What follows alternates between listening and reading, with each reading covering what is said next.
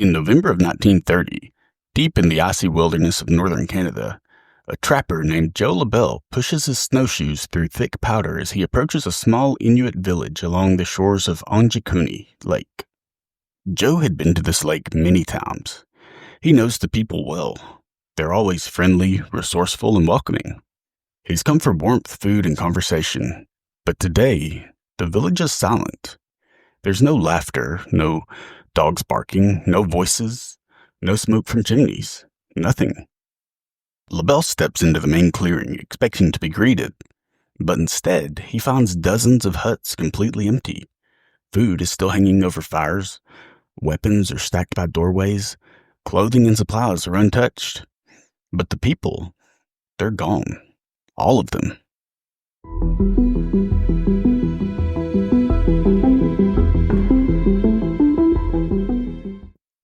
Welcome back to Legends May Live, where we explore the strange, the mysterious, and the downright eerie. Today's story is one of the most chilling disappearances in North American history. This is the vanishing village of the Anjikuni Lake. Joe LaBelle wasn't just some wanderer passing through the area. He was an experienced trapper and outdoorsman who had traveled these routes for years.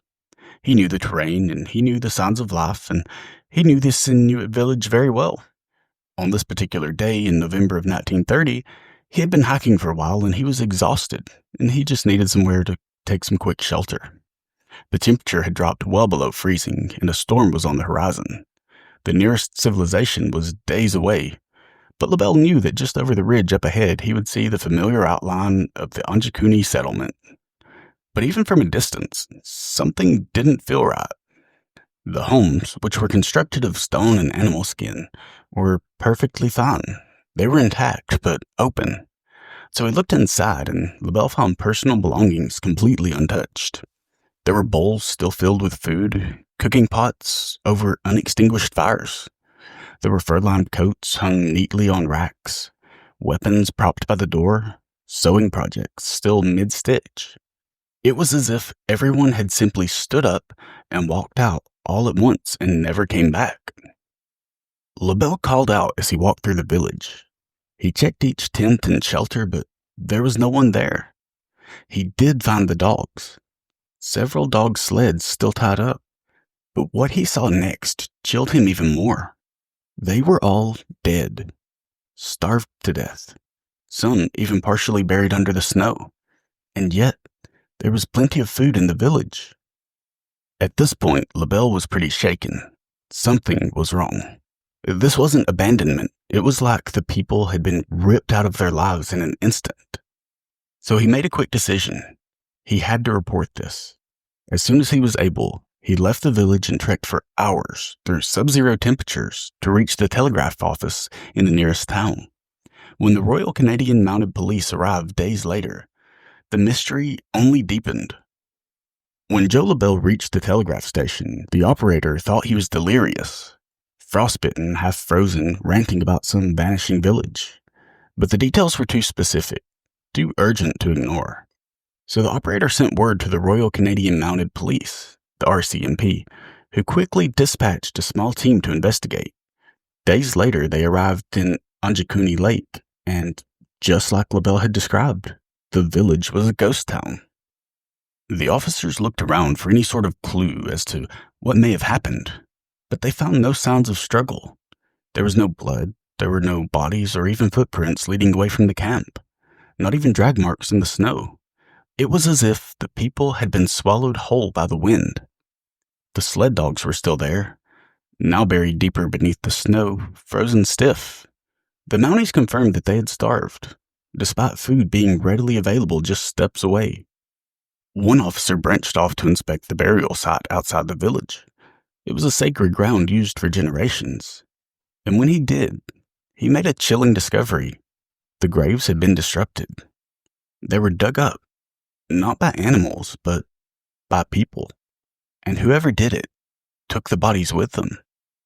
Even the local stone cairns, carefully constructed to protect ancestral remains, had been dismantled, as if someone was looking for something or maybe someone. And that same night, As Mounties huddled around a fire trying to piece together what could have possibly happened, one of them looked up and saw something in the sky. It was a strange, pulsating light, hovering slightly over the tree line and then darting away with impossible speed. It wasn't the northern lights, and this would not be the only time the sky would play a role in this mystery. In the weeks following the RCMP's visit, rumors began to swirl. What had taken the villagers? Why were the graves disturbed?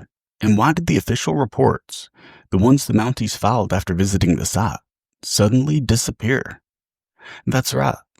Though Joe LaBelle gave multiple interviews and the story was even published in the November 1930 edition of Daniel Herald, the RCMP had since denied any record of the investigation. According to them, no officers were dispatched, no report was ever filed. They claimed the entire story is nothing more than a legend, but too many witnesses have said otherwise. And then came the stories from the sky. Locals in the surrounding areas, mostly trappers and hunters, began reporting strange lights in the sky near the Anjikuni Lake. They said they saw glowing orbs, silent crafts hovering over the treetops, lights darting quickly through the sky, an eerie hum that seemed to come from nowhere. And one hunter claimed he had seen a long metallic object descend behind the tree line near the lake the same week the village went silent. Another said he saw a column of light shoot upward from the forest and then vanish. Suddenly, alien abduction became a theory that people couldn't ignore. And then there were the skeptics. Some researchers argued that the entire story was blown out of proportion, or worse, made up by journalists trying to sell papers. They say there's no proof that the village ever existed, no photos or first-hand evidence. But if that's true, then why did Joe LaBelle speak so clearly about the people that he knew? Why did the telegraph operator back up his claim? And how did the names and locations match what's known of the Inuit settlements in that region? It's like every time someone tried to find the truth, the trail just got colder. To this day, no bodies have ever been recovered. No wreckage or evidence of mass migration. Just a quiet stretch of frozen wilderness where a thriving village once stood and then, overnight, simply didn't. The case of the missing Anjikuni village has lingered for nearly a century, drifting somewhere between chilling truth and eerie folklore. To this day, no definitive answer has emerged. Skeptics continue to say it was a hoax. They point to the lack of physical evidence and to inconsistencies in the early newspaper accounts. Some researchers believe the story may have been a misinterpretation of a smaller migration, that villagers simply moved away during a difficult winter. But even if that were true, how do you explain the untouched food, the sled dogs that starved while surrounded by supplies, the disturbed graves, or all those lights? Inuit oral tradition in the region speaks of strange visitors and spirits that can take people away without a sound. Some elders have warned of a shapeshifter or a dark presence in the woods, one that can draw entire communities into the snow, never to return. Then there's the UFO theory. Not just lights in the sky, but a targeted removal. Not a migration, but a disappearance. A collection. A village taken for study, for reasons that we'll never understand. And as for Joe LaBelle, he eventually stopped talking about what he saw. Some say he feared ridicule. Others say he feared something else entirely. The land around Anjikuni Lake remains empty. It's still beautiful, vast, and utterly silent. There's no signs of the people who once lived there. Just frozen air and an unanswered question that still echoes across the snow. That's it for today's episode. Thank you for listening to Legends May Live. If you enjoyed this story, please remember to like, subscribe, and share with a friend. And as always, stay curious, stay cautious, and don't stray too far into the dark. You never know who or what might be watching. After all, legends may live.